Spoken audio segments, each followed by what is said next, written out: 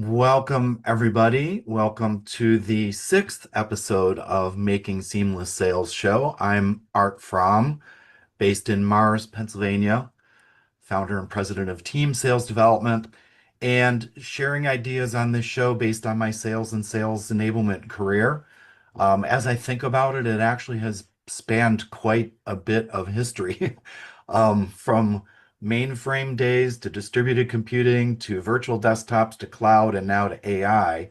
And most of my experience has been in the area of enterprise systems, enterprise information management, and all things related to, say, IT, telecommunications, software, and all that. And I also support supply chain customers as well right now.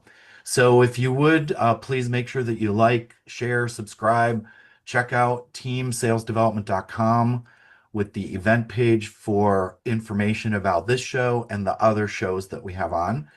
We'll get to our guest here in a little bit. Just a quick note about last week's show on September 4th, which was episode 5, and Anil. So Anil was on, he's the CEO of CloudFronts, and we had a really great discussion about what he does in terms of being a Microsoft and now Databricks partner. So he's not only doing the Microsoft implementation for CRM systems and all kinds of Microsoft cloud solutions, but he's also doing Databricks, which is very aligned with his strategy to focus on AI, with the idea being that AI requires good data. Kind of reminds me of back in the day when we did relational databases, going from manual stuff to relational databases and having to clean up the data so that the AI doesn't over hallucinate. We know it already hallucinates enough, but the fact is that now that he's doing Databricks as well, he's got the data cleansing and all that under under what he does. He also is doing, and the big emphasis now that we talked about was agentic AI. So the idea there is that, AI is one thing when we use it for chat GPT and stuff like that. Agentic AI is where you have the AI as your personal agent. And whether it's helping you to sell and get messages out, whether it's helping you with your own personal guide and what you're doing in the sales world, it's about helping you maybe with your methodology to see if you're doing that properly, or just digging into data. When's the last time that I talked with this person about this, and what were the conclusions and so forth? And that agentic AI can help. So Microsoft, of course, has Copilot that they, have as part of their system, and Anil helps with that. And then it reminded me, which we didn't get a chance to talk about on the show, but one thing about my sales opportunity snapshot solution that some of you know about is the snapshot itself, which is 9 key criteria with 9 really important pieces of information that are gathered from hello all the way through implementation and renewals. That gets recorded every time there's a change in the sales process. So in the sales stages, when an opportunity moves through sales stages, that information gets saved. So agentic AI would be a great candidate to ask your CRM system, when a deal got stuck, what did it look like? What happened? Or when the deal moves quicker through the process, what does that look like as far as why that's happening? So check that out. That was last week, again on September 4th, episode 5. And then next next week, this coming week, episode 7 is going to be with Chris Smith. Chris Smith is somebody who helps companies with CRM systems. And specifically, he has a book which sits on my bookshelf right here, and I'll get it out for the show next week, which is CRM Shouldn't Suck. And the idea is that he's engaged by companies that have what appear to be problems with their CRM. And then, of course, as he digs deeper, he often finds out that it's not just the CRM system, it's the people, the process, the tools, things like that. So, this is where we can run into opportunities to improve business process improvement or sales methodology improvement or tool improvement. We'll talk about that. Sales in general, anybody on here that's doing sales, and if you have a CRM system, even if you're not in sales, I know some people that aren't really in sales, but their company still has a CRM system to manage client data. Sometimes you feel like that CRM system is just not helpful. And for many salespeople, they feel like it doesn't help them sell. And that's because a lot of times the data is being put in there for the purpose of helping management. What we want to do is see the way that we can have the CRM system be helpful for us. And today my guest is going to talk about sales management. And so when we get into that, we'll talk a little bit about not specifically the CRM, but what type of data should be looked at and how is that going to help with the sales team. So again, tying these all together, last week Anil said when he saw the system he developed, because he developed the app for me for my sales methodology, he said it really is the missing link of CRM because the methodology itself should help people sell. And then if the methodology is inside the CRM system, and the method is implemented in a tool that's helpful. Now the salesperson is in the CRM. They're doing things that they like. They know that it's helping them sell. Management now has the ability to inspect it real time and it's accurate live data. And if it's a methodology like sales opportunity snapshot, it's data that has to be defendable. So you can't put information in there unless you could, swear by it and that it's favorable to your company and that it's something that you've confirmed. Basically, we call it flawless from a flawless source. What we're really meaning there is that we've triangulated from multiple people to confirm that what we're hearing is true. Because I'm a salesperson, in my current business of providing consultative selling, I was a salesperson. Brian, when we get him on, he's going to talk about that as well, right? We tend to be very positive and optimistic and wear the rose-colored glasses and feel like, oh yeah, everything's going to be fine. There's a 95% probability this is going to close. And the reality is that's not going to do anybody any good. So when the data is accurate, live, objective, defendable, and now it's in the CRM system, and now the CRM system can be used by management to help manage the pipeline, it's going to be best for everybody. So that's something to look forward to next week. And again, just sort of tying all these episodes together as far as how they flow and the way that they work. Please go backwards and forwards. And definitely for today, what we're going to do is dive into the management implications of this. So, what we're going to talk a little bit about today is that the tendency is to promote top sellers. Now, that actually happened with me because I was a SE manager and I was a SE in the SE role in pre-sales. And eventually I got promoted to be a manager of SEs because I was one of the, top performers. So the idea was is that I must be able to help manage people. And of course, there's some challenges with that. The challenges include the ability for managers to really manage, not just know what they're doing. And the problem is we tend to dive back into maybe helping mode, helping out the team, or instead of equipping them, it's the classic, teach somebody to fish and they can fish for life or whatever, or fish for them and now they're going to be dependent on you. So it's those types of things. But it really boils down to effectiveness, efficiency, other things like that. I know in my case, one thing that I experienced mainly in my SE roles was my sales counterparts were very often being cycled in and out, whereas I was sort of a continuum as a SE or pre-sales. Pre-sales tends to be more consistent and less turnover. In the sales ranks, especially back in the day, I don't see this as much now, but we'll talk about it when Brian comes on in a little bit, is that in sales roles, it seems like if the salesperson doesn't perform, well, then guess what? They're going to be cycled out. And I know for my one longtime customer, at the beginning, we would cycle out, maybe 10% of the salespeople each year, and maybe even more than that, maybe 15. They would cycle out, and there'd be a bunch of people removed from the roster of the program they're going through, and then new people coming on. And what I've noticed over the years is that number has gone down dramatically. So at least in the case of this one longtime client that I have, they've figured out ways to have their sales management do things that make people stay. Because I think you've all heard before that unfortunately all too often we wind up with not necessarily, you know, people don't quit their job, they quit their manager. And you all, if you think about it, even if you're not in a sales role, you've probably thought of that before. There was that manager that just didn't cut it for you, wasn't working out. And so you were able to move on because you felt like it wasn't working. So morale can be affected and all kinds of different things. So those are some things to think about maybe as we get ready to go to the break. Think about ways that you have experienced that. And then when we talk with Brian, we'll be able to dig into that further.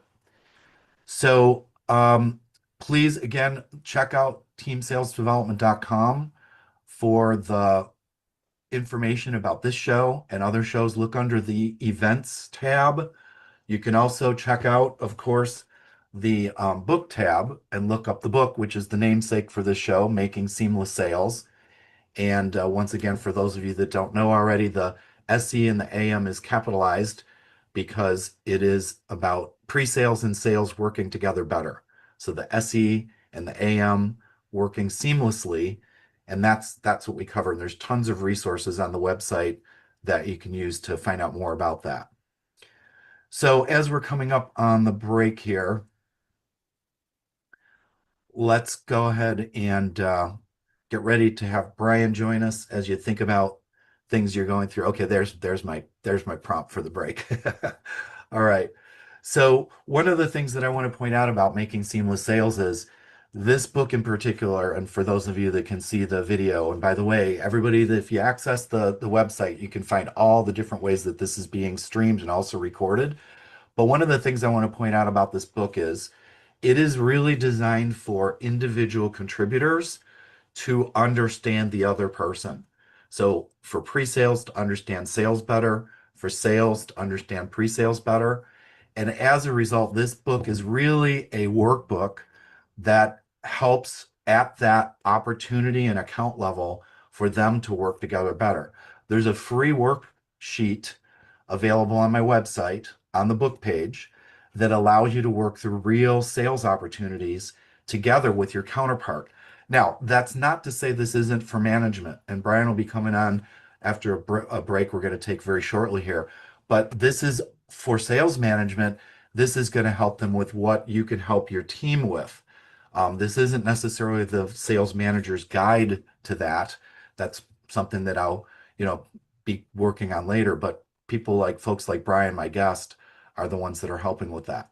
So with that in mind, and looking forward to talking with Brian in a minute, let's go ahead and go to the break. We'll see you back as we dive into sales management and the importance of that for the team. See you back in about 2 minutes. Are you a conscious co-creator? Are you on a quest to raise your vibration and your consciousness? I'm Sam Leibowitz, your conscious consultant, and on my show, The Conscious Consultant Hour, Awakening Humanity, we will touch upon all these topics and more. Listen live at our new time on Thursdays at 12 noon Eastern Time.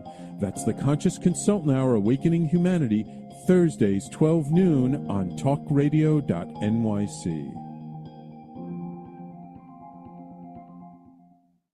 Are you a high-achieving, growth-oriented leader?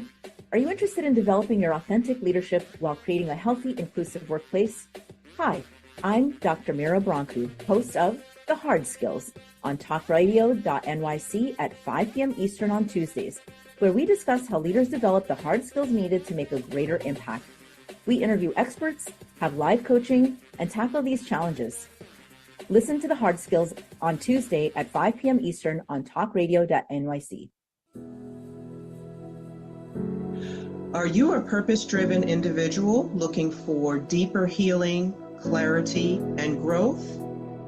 Welcome to the Expansion Room, the transformative space for purpose-driven individuals. I'm Siobhan Larice, host, licensed therapist, and coach.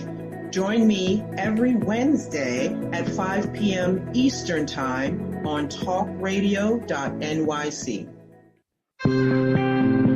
You're listening to Talk Radio NYC. Uplift, educate, empower.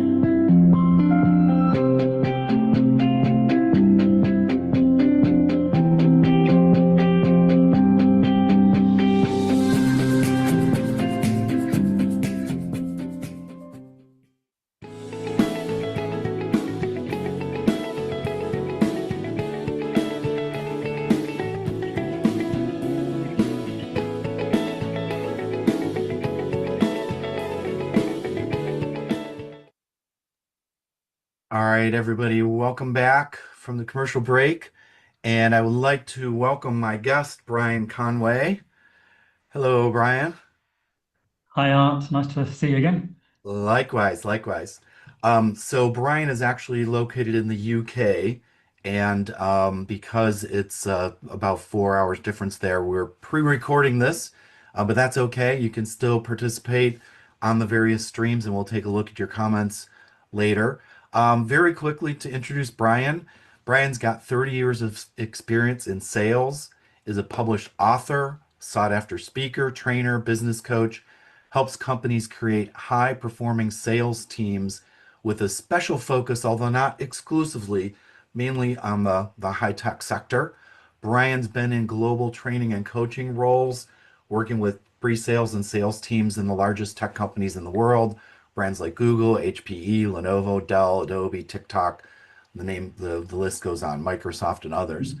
From his personal experience and having been a successful salesperson and sales manager, Brian has developed proven systems to quickly turn around struggling teams and individual contributors, often seeing dramatic improvements in as little as 6 weeks. His new Rep Rescue Playbook system is becoming the go-to program to improve quota attainment for sales managers when reps are struggling and the numbers aren't where they want them to be. I've worked beside Brian as a fellow facilitator for Mastering Technical Sales and Innovice ESM. So please again welcome my friend and colleague Brian Conway. So good to have you here on the show. Thanks, Art. And I thought just to get started, Brian, maybe you could briefly help us out with where how you got to where you are and the current focus. Yeah. So like you, listening to your introduction earlier, I've been in the industry a long time when it was telecoms, before it was even what it is today with AI, etc. And a lot of that career from an engineering background took me into pre-sales, which I did for a long time, as well as then field sales and sales management as well in both sides of the that relationship, the SE and the AM. But for many years, I kind of discovered learning and development. One of the companies I worked for had the opportunity to work in their learning and development department for some time. And I just fell in love with personal development as much as I did sales. So it really was a blessing to be able to bring my passion for technology, people development, and selling together. And that's what I've done for many years now. As you said, all over the world, some of the big tech companies mainly, because that's my background. But what I've seen over the last few years, and it kind of really came to my attention early this year, is that has been this gradual decline in sales quota attainment across different sectors, not just technology. And this year I was talking to a potential client and we were talking about performance, and he said, "No, I've got one person on my team who's never done any more than 60% of their sales quota ever." I said, "Really?" Surely not. He said, "Yeah, that's not uncommon." He said, "In fact, it's not uncommon," talking to other sales managers and some of the people he knew. And I thought, that can't be true. So I just ended up doing a lot of research the early part of this year, and it does seem to be true. As I said, there's a lot of surveys now done by big companies that are empirically showing that there is this very low level of quota attainment. So as someone who's provided training to salespeople for many, many years, and now with so much information actually being at people's fingertips, there never has been more information readily available for free, as we know. And even AI, you could turn to AI now because you've mentioned that as well, and even say, look, please help me, teach me how to become a better salesperson. Why is sales quota attainment at an all-time low? And I just feel a lot of the responsibility, not necessarily the fault, and I think this is an important differentiator, but I think that a lot of the responsibility of maybe bringing this back lies with the sales managers because it ultimately is their job to manage that team of individuals and help them reach their potential. Right. So that's Yeah. kind of how I got to where I am. Yeah, and that's so needed. And in the past, and I think unfortunately it's still true, and this is part of the, this crisis that you're seeing that needs help. The bottom, 20% of the performance would just get fired. And Yeah, that the inconsistency with their customers, the ramping back up of new resources and all that, it's a big deal. I had one client that um where I was the consistency being in the pre-sales role of the time, and I think I yeah, mentioned this on one of my earlier shows, but they literally had a plaque on the wall of all the salespeople that they had been through in like the 3 years prior to that, and they had the names of all the people, and they're like, we hope you're yeah. not one of these. I go, no, no, no, I'm here, I'm here for some consistency. But let's talk more about that then in terms of what is the impact of poor sales management, and then we'll get into some of the things that you wind up doing for them. But let's talk a little bit more about the lay of the land right now, why this is Yeah. something that should be paid attention to. Well, as you said there, statistically 20%, the classic Pareto may be poor performing and you could work them out of the business. And a bit of churn is healthy. There's no doubt about that. Um, but looking at a lot of the research, and these are companies like Inc. magazine and some of the big consultancy companies and a lot of the software companies like Salesforce and HubSpot and companies like that that actually have salespeople using their CRMs, to actually manage performance, are seeing levels of attainment as low as 20%. That means it's the other way around. 80% are now missing targets. You can't engineer 80% of your sales team out every year. So it's kind of becoming broken. And there's a lot of reaction I find to those situations. I mean, replace somebody is one option. But that is very costly, both in time and money. And maybe time might even be the worst thing because it could take nearly a year to ramp somebody up to performance, and you've lost a whole year's worth of potential sales. The other thing I'm seeing is this player manager role, which I'm really not a fan of. I know in certain circumstances, perhaps it can work. So, for example, if you just scale that, you're a startup, and as the business owner, you have been responsible for all the selling, and you're now trying to scale up and bring on a team, perhaps, then you're going to bring in one salesperson. Then you've got to still be in that sales motion yourself. So there is a time when that role still exists. But when you're building a team, you really do want to extract yourself out of that role as soon as you can. Or if you are a sales manager of a team, I really don't think you should be in that player manager role. It is a recipe for disaster for numerous reasons. Hmm. So yeah, because this is interesting, because it could be easy to say, well, it's the salesperson's fault for not achieving quota. And there's definitely some things when it comes to team collaboration and other things like that, that can start to get in the way, which is why I'm focused on helping them work together better Yes, to yeah, allow that. However, you know, first and foremost, it's the manager's responsibility to help them with attaining the quota. And what I hear you saying is that one of the things that might be getting in the way, maybe more than before, is the idea of the player manager.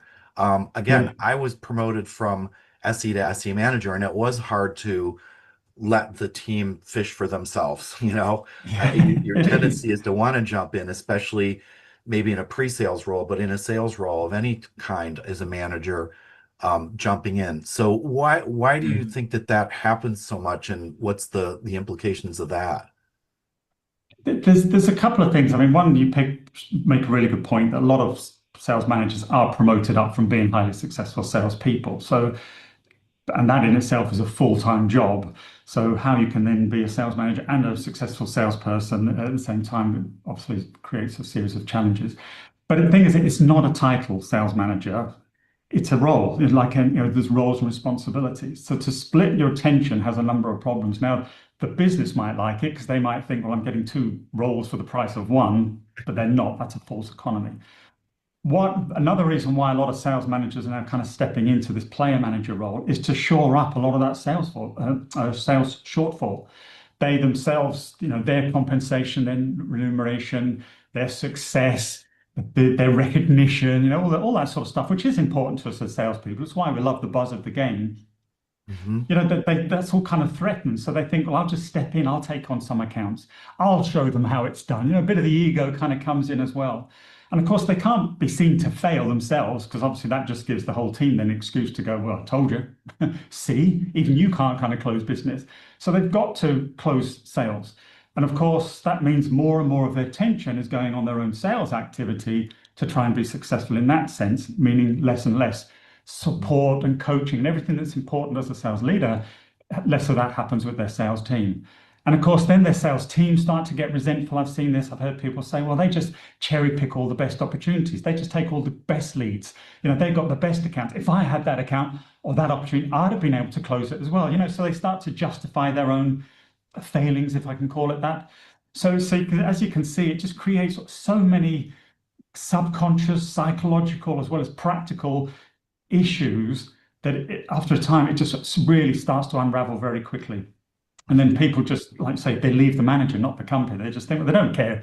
No interest in me. I'm not able to succeed here in this company. I'll just look for another job. And of course, the morale's down. And then other people see somebody else going maybe to a better job. And then they start thinking, well, maybe I'll just leave as well because I don't get any support either. And as I said, it just becomes a spiral of disaster, really. So that's why, as you can tell, I'm kind of really passionate about this role and why it's so poor, it's such a bad decision and fraught with so many problems. Yes, and what I've found is that oftentimes, even with this movement from perhaps a top performer into manager, but even just managers in general, not a lot of emphasis specifically on them as a manager. I think No. a lot of times it's just thrown in along with whatever other sales things are going on. And both you and I have been in enablement roles. We are now. Um, we know that, the successful clients that we've worked with had something specific for sales managers. And it was, top Mm. down in a lot of cases where the sales management even got trained before we got, or we helped train the sales managers before we got involved with training their team so that that can Yeah. happen. So what is the dynamic there between um, the managers maybe not being equipped like that, and then even the team perhaps being a little bit disjointed on its own? Sounds like there's a lot of moving parts there. And what might an alternative, be to that in terms of how management can do a better job overall? Well, after the break, which we're coming up to in a minute or two here, we'll get into more of what you do and how that helps. But just describe a little Yeah. bit about that scenario and those conditions. Yeah. Well, as I said, they are very distinct roles and responsibilities, and that's the key. And then the roles of a manager really is to coach, support, remove the roadblocks, all that sort of stuff to enable their team to be successful. And I think that's one of the key transformations to think about as we go into the break is that your success is no longer on your ability to close business.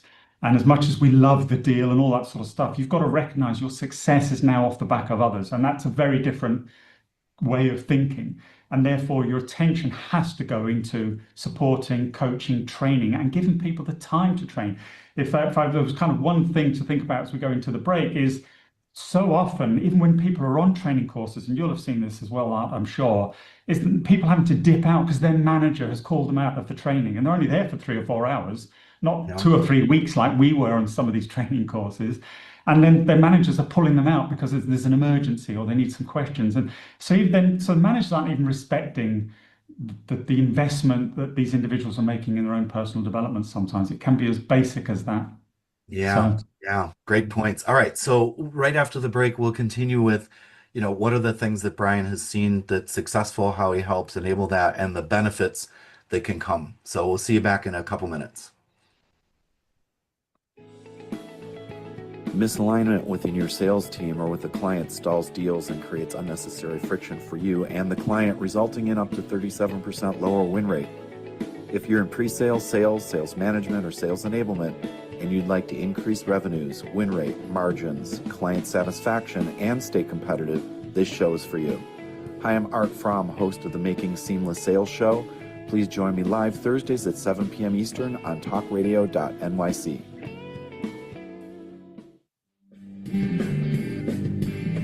Hey everybody, it's Tommy D, the Nonprofit Sector Connector, coming at you from my attic. Each week here on talkradio.nyc, I host the program Philanthropy in Focus. Nonprofits impact us each and every day, and it's my focus to help them amplify their message and tell their story. Listen each week at 10 a.m. Eastern Standard Time until 11 a.m. Eastern Standard Time, right here on talkradio.nyc. Hi, I'm Linda Marsanico. The A Train to Sedona is a memoir about my journey to love and compassion. It's also the name of my new broadcast on Wednesdays at 12 noon. When we are spiritual, we embrace possibilities and ideas, which strengthen our mind, body, spirit, health, and wisdom. On the A Train to Sedona broadcast, I plan to interview guests who embrace these expansive practices. Join us on Wednesdays at 12 noon on Talk Radio New York City. You're listening to Talk Radio NYC at www.talkradio.nyc. Now broadcasting 24 hours a day.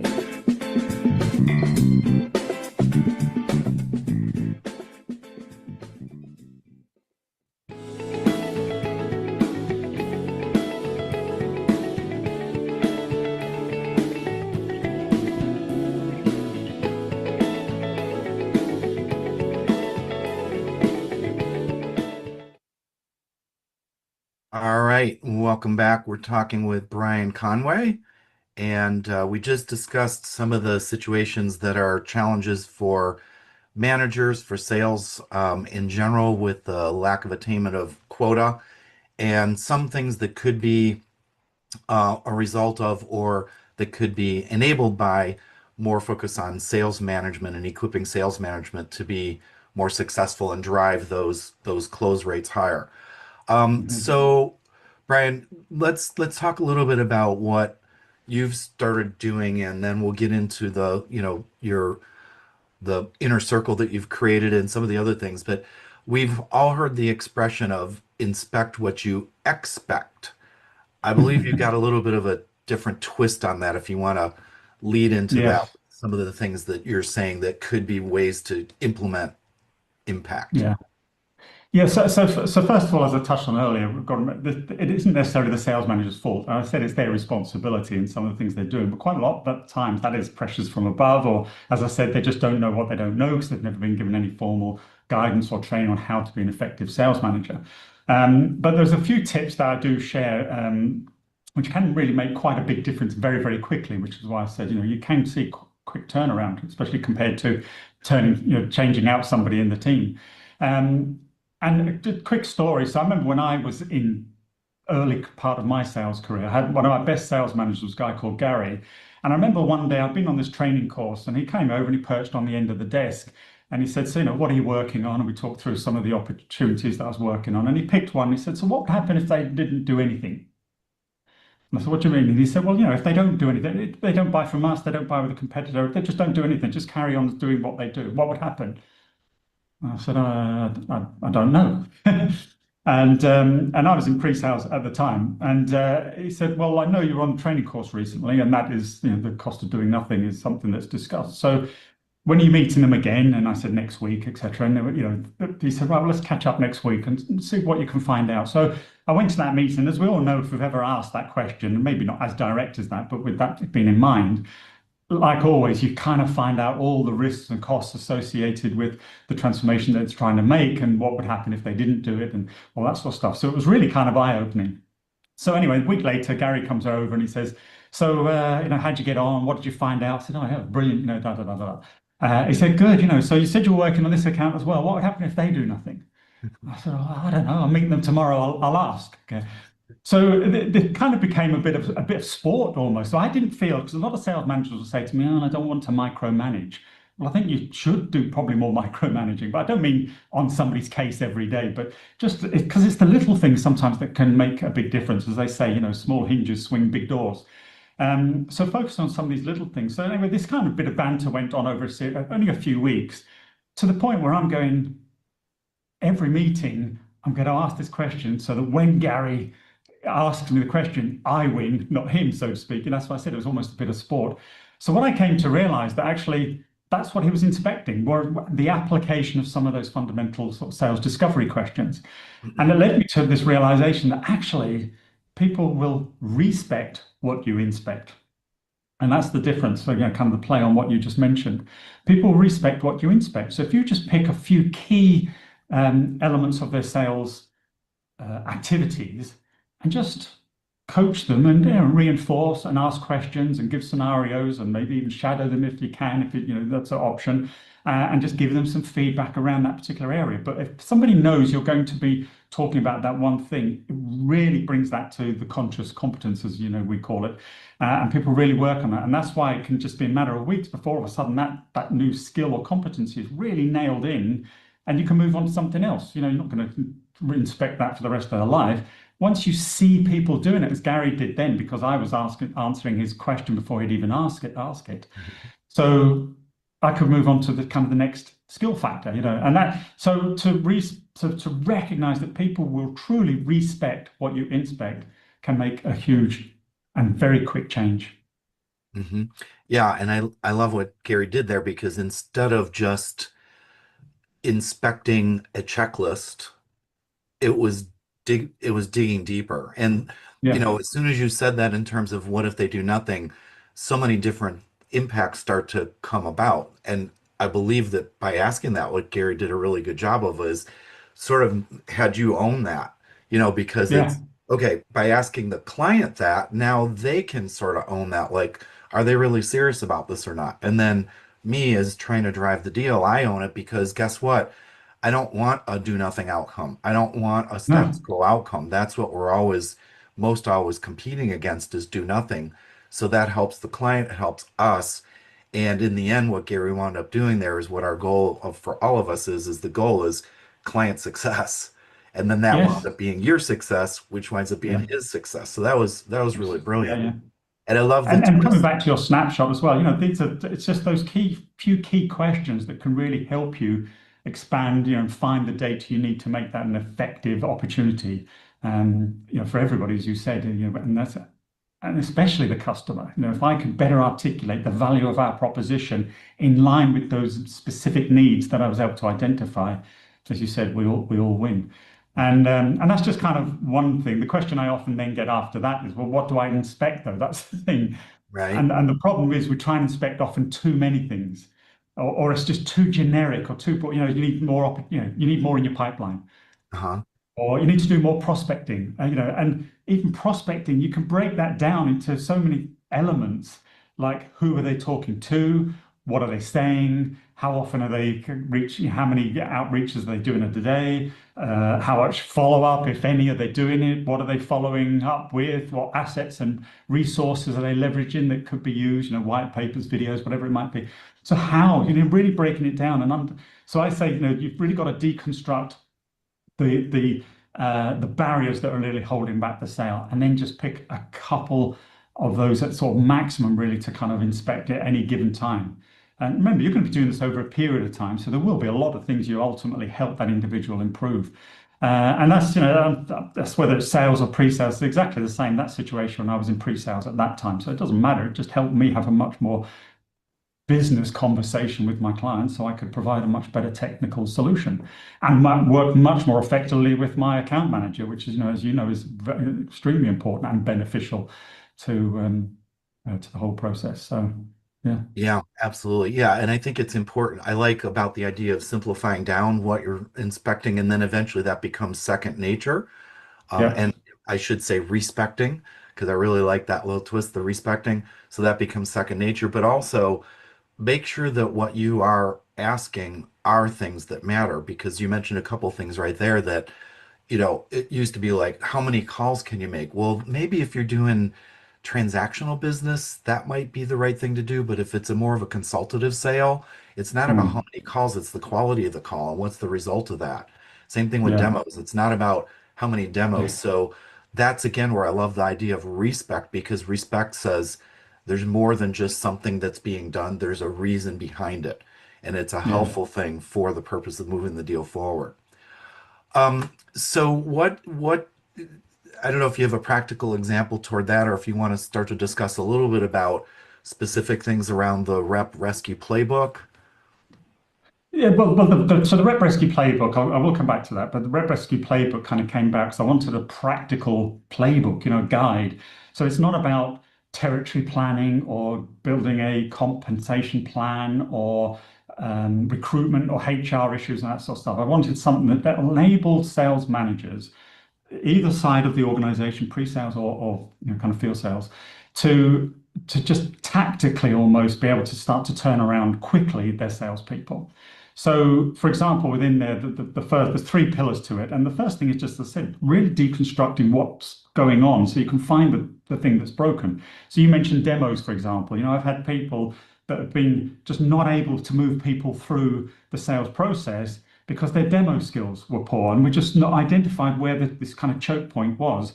And fundamentally, it was, there's been different reasons, but as an example, somebody who just talking about features and functionality all the time, not talking about business value. So we Yes. reworked their demo and they got much better conversions.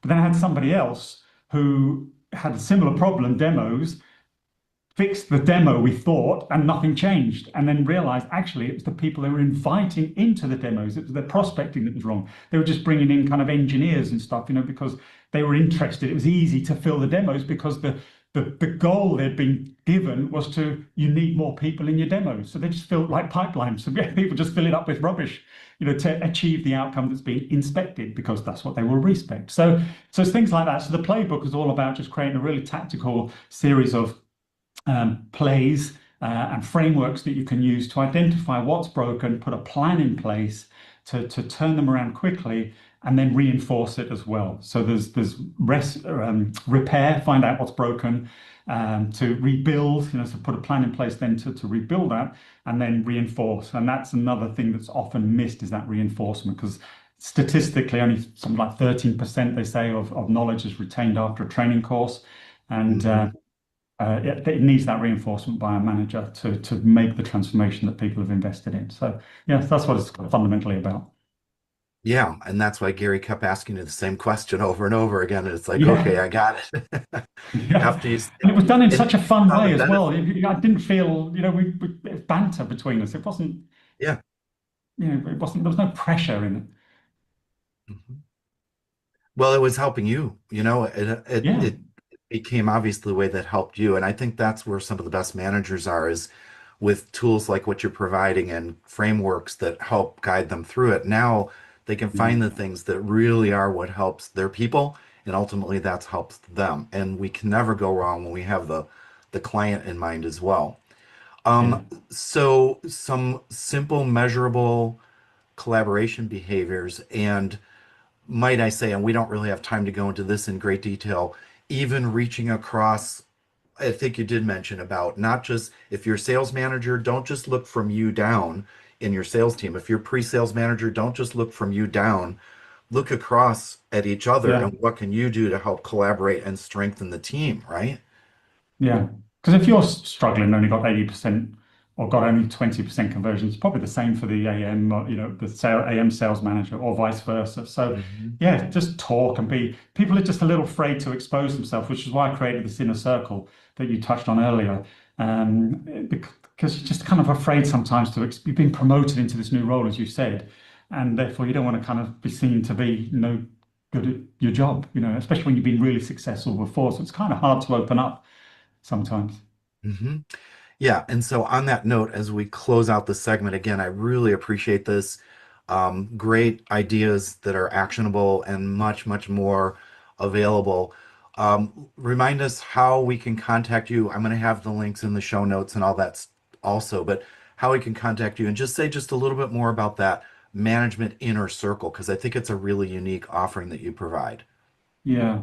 So you can find me at represcue.co.uk, but represcue.co.uk / SMIC, Sales Manager Inner Circle, will give you access to this inner circle. So it's basically a community that I've created. I wanted to create a safe place for sales managers, as I said, to be able to network, support each other, share best practices, kind of talk shop away from the prying eyes of the SLT, so to speak, your senior leadership. Because you can't talk to your front line, even though it might have been your friends a month ago if you were promoted up, probably because they're causing most of your anxiety. And you don't, as I said, don't want to necessarily kind of expose yourself to you as a kind of new manager either. So it's just a safe place. It's at the time of recording anyway, I do intend to charge, but it's free of charge. So anybody who joins now will just be as kind of like a found, uh, I forgot the phrase there, but like Founding member. a founding member, thank Yeah. you. So it'll be free, and there's resources in their checklists, and there'll be videos and a virtual coffee morning where we can just kind of get on a call, like an open office hours, shoot the breeze, ask questions. So really, as I said, just a safe place for sales managers to hang out with other like-minded people who have this goal to really excel in the role, and more importantly, just build a team of highly performant, highly successful individuals, because the buzz from that, I believe, is even greater than the buzz of closing a major deal. Awesome. Excellent. Well, thank you so much for sharing this with us. Everybody check out the links and join up with Brian. We'll talk again, Brian. Thank you so much for all of your help. Appreciate it. Thanks a lot, Segan. Thanks for your time. All right. Thank you.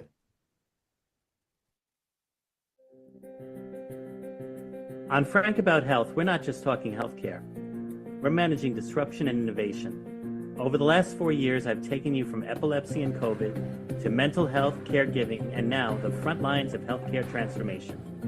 Stay tuned for a healthier future as we bring on the innovators, professionals, storytellers, and advocates who show you how to own your healthcare every Thursday at 5 p.m. Eastern Time on talkradio.nyc. Ready to serve up success with a splash? Hi, I'm Bruce Kramer, a.k.a. the Corporate Cockroach. I'm the Renaissance woman, Angie Snowball. And I'm your strategy doctor, Dr. Navtesh Desange, inviting you to serving up success with a splash. Join us as we shake things up with real talk and real strategies centered around awareness, action, and accountability. And yes, there really is a cocktail involved. Please join us and sip your way to success. Serving up success with a splash, where wisdom meets happy hours. Cheers! Cheers. You're listening to Talk Radio NYC at www.talkradio.nyc. Now broadcasting 24 hours a day.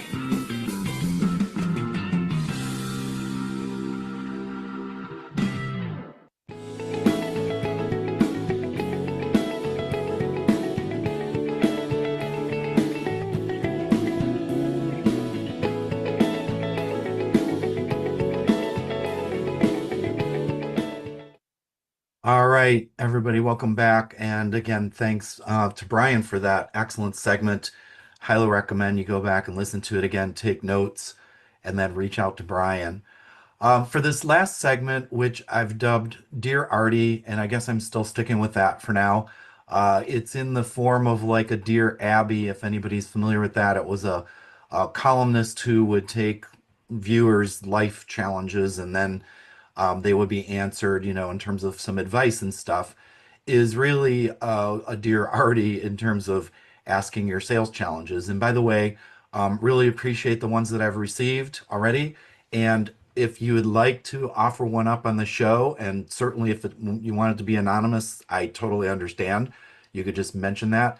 Please go to teamsalesdevelopment.com, go to the contact page, and there's a form there, and just put on there that you wanted to submit something for the show. Or even if it's not for the show and you just want some advice or some input, feel free to contact me. I'll be glad to reach out and we can have a chat about that.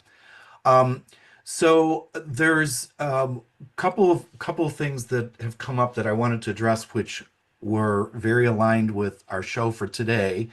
And the first one is from a pre-sales manager who said, I'm often caught in the middle between account managers and sales engineers Um, because there's poor communication and there's trust issues, the salesperson expects the SE to do the demo based on what they think is needed by the client, and the SE expects sales to give better information to do a proper demo. I think many of us can relate to this situation. Here's the thing from the manager's perspective. I'm forced to mediate conflicts, which is difficult since I can't control the sales rep and my SE is looking for air cover. Some of the negative impact that this person mentioned was the ripple effect of internal friction leading to lost or closed deals, eroding trust between team members, damaging client experiences when the prospect feels unheard, and losses that went to do nothing. So a lot of the things that Brian and I talked about already today, which for a sales manager, things that were mentioned and what Brian can help with would be part of that for sure. A couple suggestions that I have, and again, I don't get the opportunity to dig deeper into these necessarily. So here are some ideas and take them as you see fit. If it gives you additional ideas, that's great. Run with it. A couple of things that I think is one of the things that, like what Brian and I talked about, was working across the organization. So there's a lot that conspires against sales and SEs. That's one of the reasons that I wrote the book, is because there are so many different things and it can't be covered in a quick webinar, podcast, or even in a learning session. It took a book to lay it all out. But one of the things is, as a manager, to reach across to the other manager. Many times managers who are managing frontline people have another manager and then a SVP, and those don't often connect until very high up, where oftentimes it could be a ops person, it might be a marketing person, somebody like that. So I recommend take the initiative at whatever level of management you're at and have a sit down with your counterpart and come up with some rules of engagement. I think that laying out the expectations that you each have and having a common goal. So the easy common goal, and by the way, there's been a lot that's said about, hey, make sure you get to know your sales counterpart. Yes, that's all fine and good. I think it's deeper than that. It has to also be something on the operational level of how are you together working on client success. And specifically in my book, and you've heard me talk about this in other talks and webinars, is the idea of technical close and what that means. And it's more than technical win.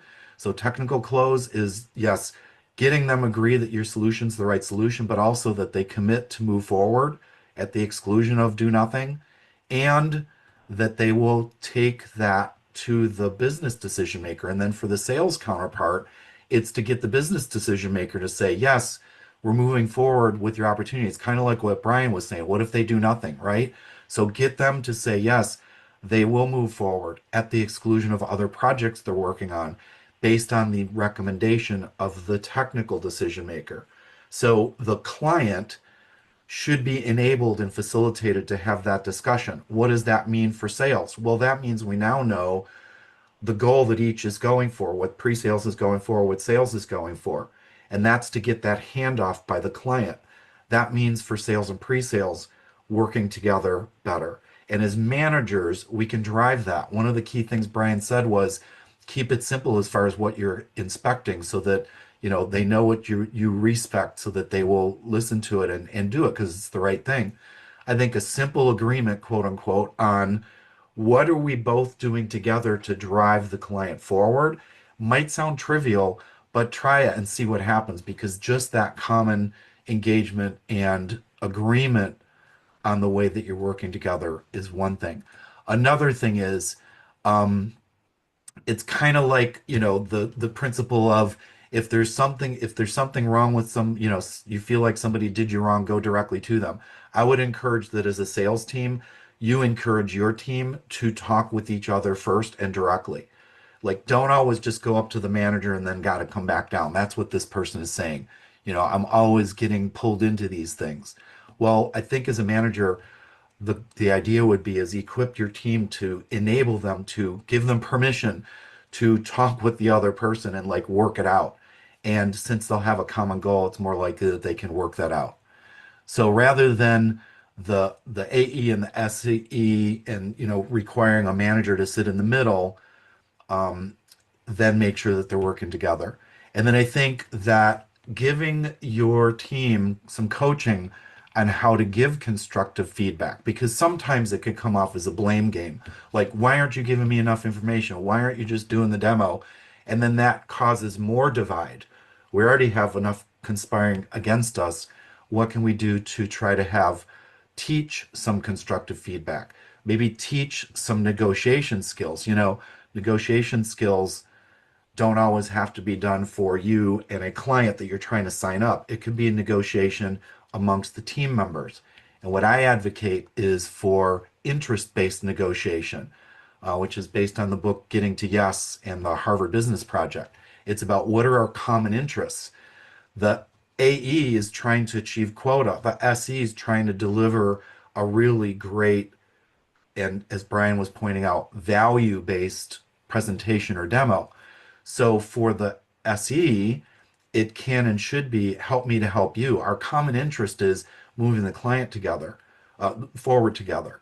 So therefore, instead of, I need this from you, you need this, I need this from you, and going back and forth, what can we do together? And then set those proper guidelines, goals, common interests, and boundaries so that we know that we're not going to be going back up to management all the time. That's not healthy for anybody.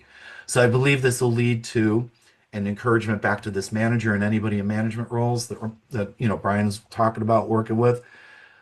Help equip your team to have those healthy relationships. It's not just a sales team and a pre-sales team. It's teams working together at the opportunity and account level. I believe that is going to generate better win rates. So that's what's in it for the salesperson. More confident teams. So that builds everybody's confidence up and trust in the client. The client will feel heard and understood through the sales process, and we will help them, with their buying process instead of us trying to figure out our sales process. So that's just some guidance that I would have along that lines. As a side note, and I talked about this as well earlier on my very first show, sales at the end of the day is all about persuasion and influence. And what we're doing is really selling each other on the idea of what we should do together. So between negotiation skills and basic sales skills of influence and persuasion, that can help everybody. So whoever wrote that in, I'd love to hear your feedback on what you thought about it, or anybody else that's applied pieces of that. Maybe it's just a reminder, or maybe it's something new, but I would say try that and see how far it can get you. All right, as we're wrapping up here then, thank you so much for participating in today's show. Thanks again to Brian for sharing all of his great ideas. Make sure you check out the show notes for ways to engage. Also, please check out the teamsalesdevelopment.com website. Have tons of resources on there, webinars and other things I've done. I even have a Ask TSD Anything bot. So you can ask the bot about, maybe sales methodologies or processes. Take advantage of that. It's got a lot of my stuff in there already, my book and other things like that. It can draw from all that. Also, please look up the book, Making Seamless Sales. There is a spot on the website for that. And the idea with Making Seamless Sales is getting pre-sales and sales to work together seamlessly in order to generate better outcomes for you and for the client. So there's tons of ideas there, including the consultative sales methodology. So feel free to contact me if you've got any plans for sales kickoff or other events that I can help you with, any of your consultative selling needs, workshops. Glad to discuss that.